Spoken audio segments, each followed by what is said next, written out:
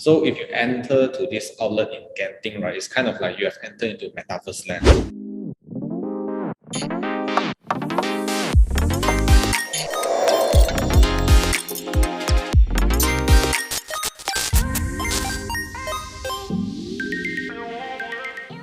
Hi guys, welcome back to TALKCHAIN channel. This is our NFT series, Non-Fungible Talk. I'm Choco, the host of today's AMA.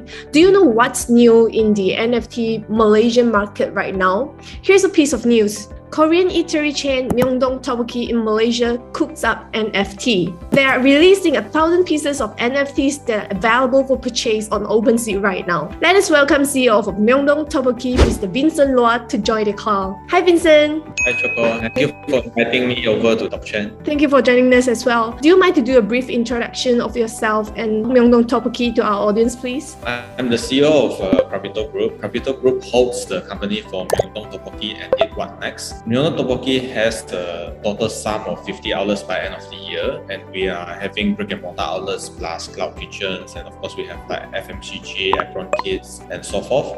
The latest things that we have done is we launched the NFT, as is the upcoming and future blockchain technology that we should be enforced into. And for What Next is basically a foothold that holds all these virtual brands, virtual food and beverage brands right in their delivery partners. People will be seeing that brands right through their phones rather than the brick and mortar outlets. Yeah, that's basically what Cravito Group has been doing. Can you tell us when did you first learn about NFT and what made you actually decided to start an NFT project? Basically, crypto has been here for quite some time already. It's been here for a period of 10 years plus, and this blockchain technology has been around for a period of time already.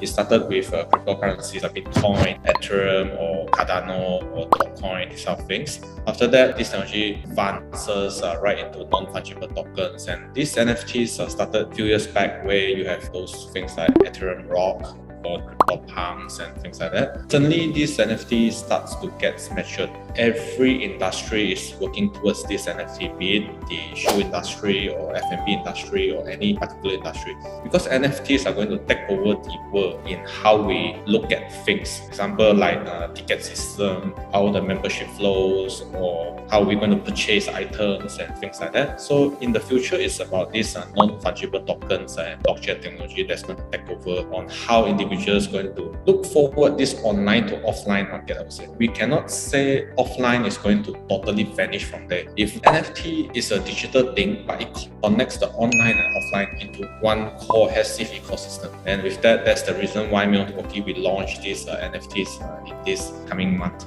I see. Can you share with us about the Pokki theme? I think you name it as Pokki, right? The NFT. Right. So can you tell us a little bit about the Pokki theme?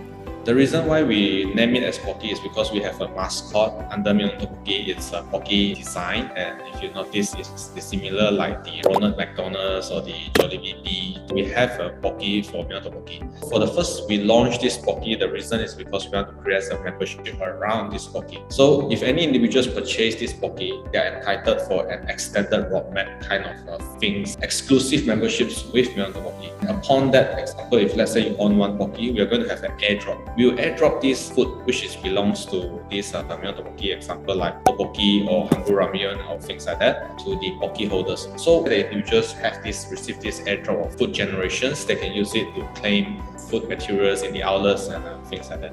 Oh, this is very cool. Can you tell us who's behind the team, like who's the designer, and what's your role in this NFT project?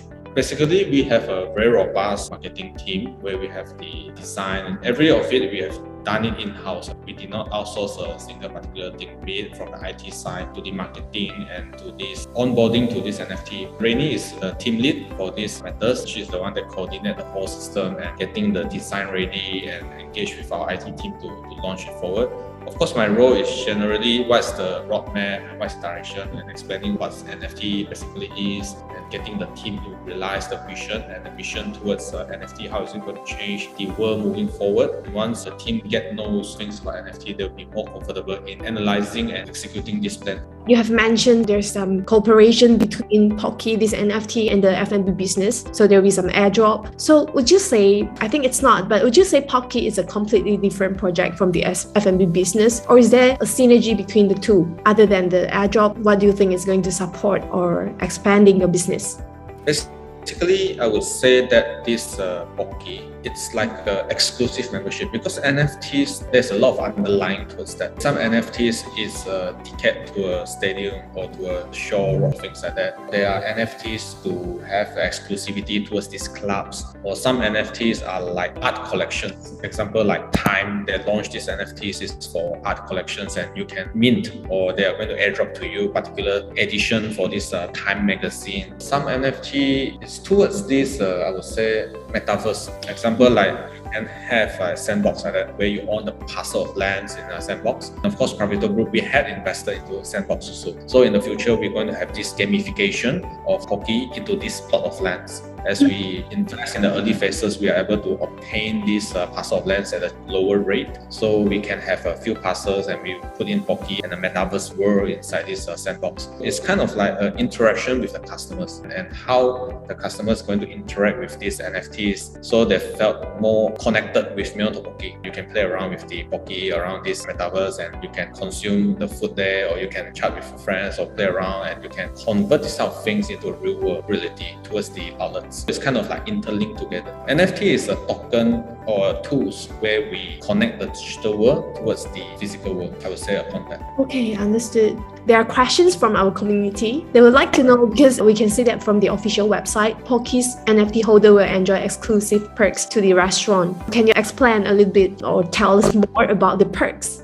Basically, I can share a bit about our roadmap, which we have launched in our social media. For example, on January, we will have a 1,000 food menu airdrop to the Pokki holders. And in February, we have like a food truck event where the Pokki holders can gather around and enjoy the food truck event, which we held for Myeongdong Topoki. And those fans of Myeongdong Topoki can enjoy the things that we have allocated towards them. And of course, we will collab with local artists. We're going to launch like limited edition NFTs to them. And of course, we have the merchandise for Myeongdong Topoki towards the special holders of that. Of course, the most attractive one would be the party event on September. The party event is with reputable artists. We're going to engage with collaboration with artists in our outlets. The individuals of these NFT holders can come to the outlets and have a party. So it's kind of like exclusive to these holders of Pokki NFTs. Without these Pokki NFTs, you definitely cannot be entering to this party. So it's like kind of a club events for them. Let's say you're NFT holders, we can pull you to our cloud kitchens where we have this optimized cloud kitchen where we can churn out a lot of different brands from this cloud kitchen. It's kind of the most innovative cloud kitchens right here in Southeast Asia. It's a free tour for you. And because a lot of media have been asking, can we come over to this cloud kitchen to take some videos or photos, and we had rejected that because it's kind of like PNC. So we kind of put that into these Pokki holders and they are allowed to have a tour for that. So we hope that it will attract individuals to come into the club. This is very unique. We're going to have the physical party instead of virtual party September next year. That's a plan, right? Right. Oh, that's cool. Hopefully by then the COVID is getting better so people can actually enjoy the party at all the outlets. I hope so too, because things are coming worse, right? You have all those Omicron variants and things like that. That's why the digital world is kind of like taking over the physical world. That's why we are going to build this physical metaverse.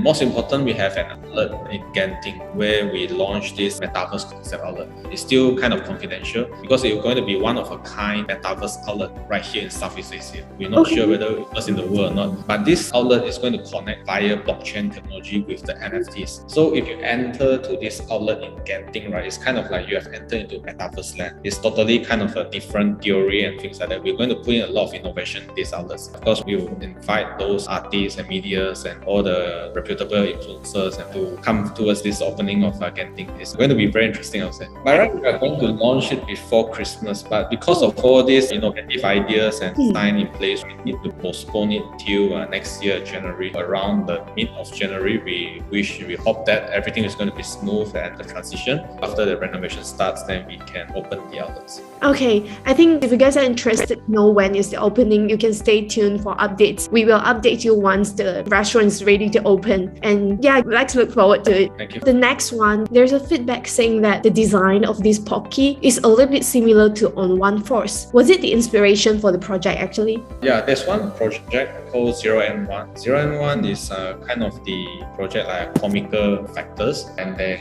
feature this side face. Pokki design is kind of like a different concept. I would say the 7s is more similar to the 0 and 1 concept, where they feature the side face and manga. We are more towards like those projects, like example Toads or Cyberpunks or Cats, where we featured right in the front view. I would say we can't run too far from this design or artwork, I would say, because you either show your face front or your face side. We chose the original Pokki style, where we look right in front and the Pokki character itself. Of course, our uniqueness is not about the Pokki itself, because Pokki is one of the holder as a membership, but we will drop the airdrop those types of foods that's related to our outlets, like McDonald's, right? McDonald's that drop this McRib.